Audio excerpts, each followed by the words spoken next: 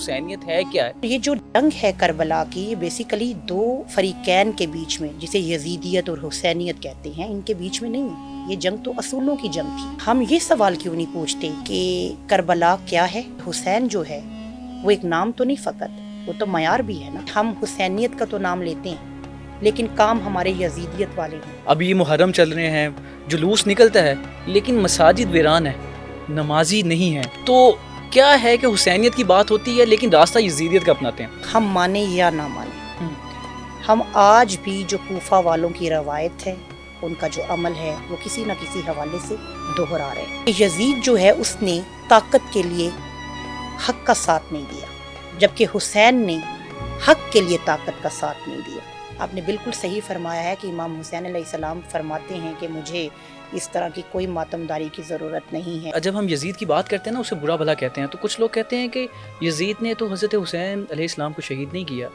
تو یزید کو اتنا برا کیوں کہا جاتا ہے؟ لاکھوں درود و سلام محمد صلی اللہ علیہ وسلم پر اور ان کی آل پر۔ فرمان مصطفیٰ ہے، یہ قول رسول ہے، حسین و منی و انا من الحسین، گر دیا حسین نے، سر دیا حسین نے، جو کوئی نہ کر سکا وہ سب کر دیا حسین نے۔ ماہ محرم جب آتا ہے تو ایک زخم ہے جو تازہ ہو جاتا ہے۔ تو حسینیت ہے کیا؟ امام علی مقام کی تو سب بات کرتے ہیں، لیکن حسینیت ہے کیا؟ یزید کا کوئی فرد ہے یا کوئی فلسفہ ہے؟ یہ ساری چیزیں ہم آج جاننے کی کوشش کریں گے۔ سیدہ ثروت کاظمی صاحبہ ہمارے ساتھ آج اس پوڈ کاسٹ میں ہوگی، انہی سے جانیں گے۔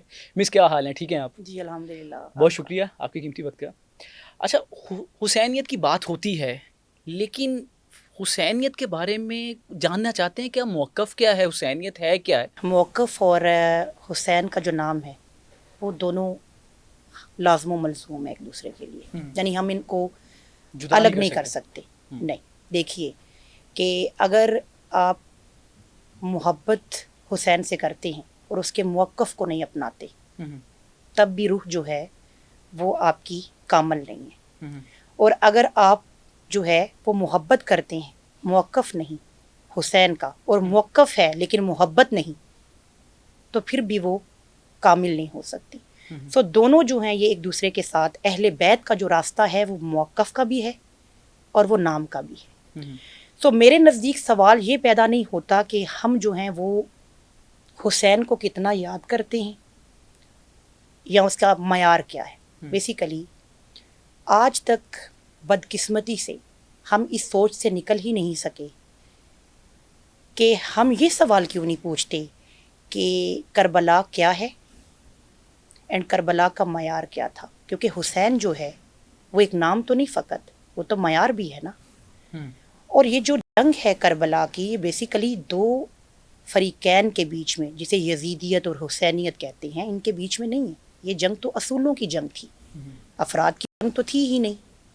تو اب اصولوں کے اندر نہ تو کوئی مسلک ہوتا ہے، نہ کوئی جماعت ہوتی ہے، نہ کوئی پارٹی ہوتی ہے، اصول پہ نہ کوئی نعرہ ہوتا ہے۔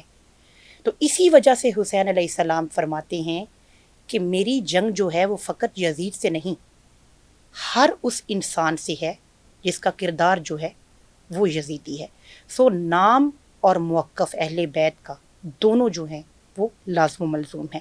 اسی کے اوپر میں امام علی علیہ السلام کا ایک قول بھی جو ہے اس کے ساتھ لنک کرنا چاہوں گی کہ حق کو پہچانو، کیونکہ حق تمہیں جو ہے وہ اہل حق تک پہنچا دے گا۔ حق کو پہنچاؤ، پہچانو، کیونکہ حق تمہیں اہل حق تک پہنچا دے گا۔ یعنی کہ آپ کا جو نام ہے، حسین کا جو نام ہے، وہ دل کو روشن کرتا ہے، اور آپ کا جو موقف ہے وہ سمت طے کرتا ہے، ڈائریکشن کلیئر کرتا ہے۔ تو دونوں ایک دوسرے کے لیے جو ہے وہ لازم و ملزوم ہیں، موقف بھی اور نام بھی، کہ آپ نام کے ساتھ بھی جڑے ہیں لیکن موقف آپ کا یہ ہے کہ آپ یزید کا ساتھ دیں۔ آپ اپنی اسٹیٹ کے اندر آج دیکھ لیں یزیدیت فسطائیت کس حد تک جو ہے وہ گھر چکی ہے، اور حسینیت جو ہے کوئی، میں سمجھتی ہوں کہ حسین جو ہے وہ کوئی کسی بھی اسپیسیفکلی فرقے کی میراث نہیں ہے۔ حسین ہر زندہ جو ضمیر ہے اس کی آواز ہے۔ بے شک۔ اچھا، امام علی مقام کی ہم بات کرتے ہیں، ان کی جب بات آتی ہے، کربلا کا ذکر ہوتا ہے تو ہم روتے بھی ہیں، لیکن جو امام علی مقام نے راستہ بتایا، جب راستہ اپنانے کی بات آتی ہے تو ہم یزیدیت کے راستے کو پرائرٹی دیتے ہیں۔ اب یہ محرم چل رہے ہیں، جلوس نکلتا ہے، لیکن مساجد ویران ہے، نمازی نہیں ہے، تو کیا ہے کہ حسینیت کی بات ہوتی ہے لیکن راستہ یزیدیت کا اپناتے ہیں؟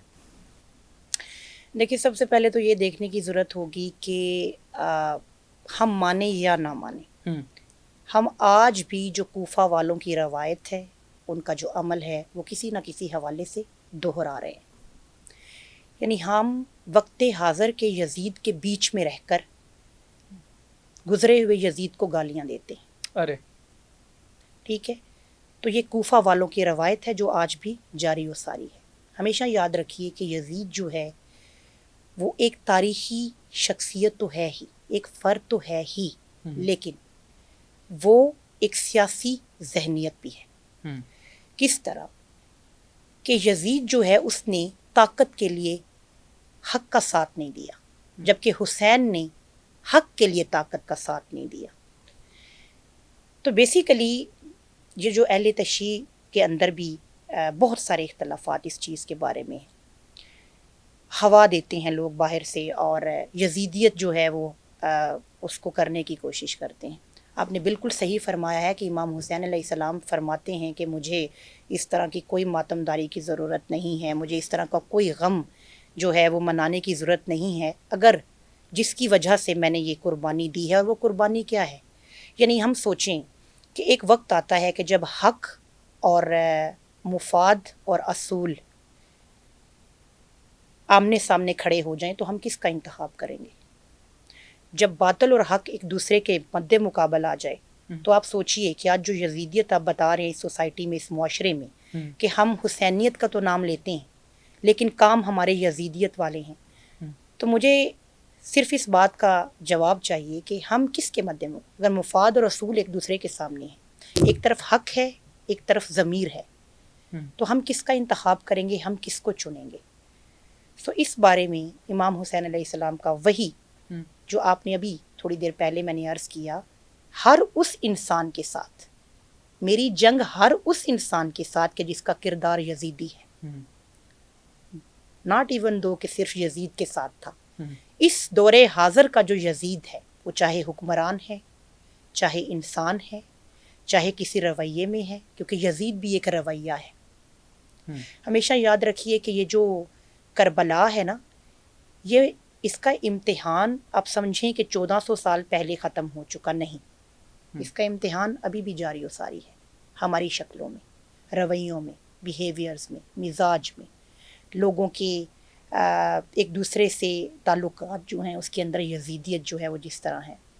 تو یہ کیا ہے؟ انسانی ضمیر کا ایک مستقل کیفیت ہے، یہ انسانی ضمیر کی جو جاگ نہیں رہی، کیونکہ زندہ ضمیر جب ہوگا تو حسینیت زندہ رہے گی.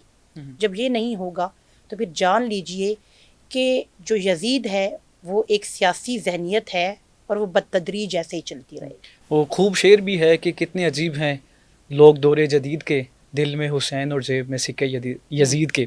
اچھا مس، مجھے بتائیں کہ جب ہم یزید کی بات کرتے ہیں نا، اسے برا بھلا کہتے ہیں، تو کچھ لوگ کہتے ہیں کہ یزید نے تو حضرت حسین علیہ السلام کو شہید نہیں کیا، تو یزید کو اتنا برا کیوں کہا جاتا ہے؟ دیکھیے، ایک یہ فقہی ایک پورا پراپر، یہ تو اس کے اوپر علماء کرام کی آراء موجود ہیں. میں ایک specifically as a political scientist and ایک ایز اے سوشلسٹ، سوشیالوجسٹ بھی میں ایک بات کرنا چاہوں گی کہ جب اس میں ایک آتا ہے کہ جب ایک گروپ جو ہے، یوز لفظ ہوتا ہے دی ادرز، جب وہ بنا دیا جاتا ہے تو اس میں صرف کیا ہوتا ہے کہ پھر آپ اس میں سے خامیاں تلاش کرتے ہیں کسی ایک اسپیسیفک گروپ کی، آپ ان کو ہوا اس کو دینے کی کوشش کرتے ہیں، یعنی کہ حقائق کے نزدیک جانے کی کوشش نہیں کرتے. تو وہ جو ایک اسپیسیفک اہل تشیع کے بارے میں کانسیپٹ دیا گیا جی کہ یزید کو برا بھلا کہنے والے، مطلب یہ تو عام سی سمپل سا ایک میرا خیال ہے کہ یہ ایک بہت ہی علمی دیانتداری نہیں ہوگی، یہ عالمی کوئی علمی مکالمہ نہیں ہے بات کرنے کا کہ ہم کہیں کہ یزید نے کربلا میں یہ کیا اور وہ لوگ کچھ کہہ رہے ہیں کہ یزید کے ساتھ ایسا برتاؤ کیوں ہے یا وہ بہت اچھا انسان تھا. تو یہ تاریخ اور یہ جو کتب ہیں یہ ڈھیروں بھری پڑی ہیں اس تاریخ سے کہ یزید کا کردار کیا تھا، یزید نے کیا ظلم و ستم کیا، اور حسین جو ہیں انہوں نے سوال وہی آ جاتا ہے کہ بیعت کی اگر بات کی جائے، حسین نے جب بیعت نہیں کی تو پھر دوسروں نے بیعت کیوں کر لی؟ سوال تو یہاں پہ یہ پیدا ہوتا ہے.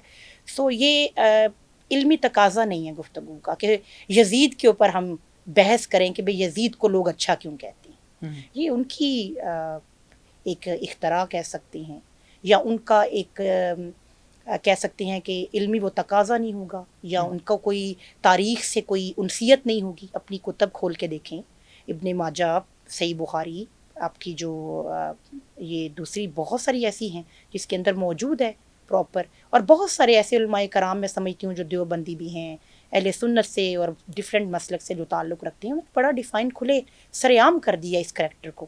تو اب اس کو ڈیفینڈ کرنا، میرا خیال ہے اس پہ بات کرنا لا حاصل اور ایک گفتگو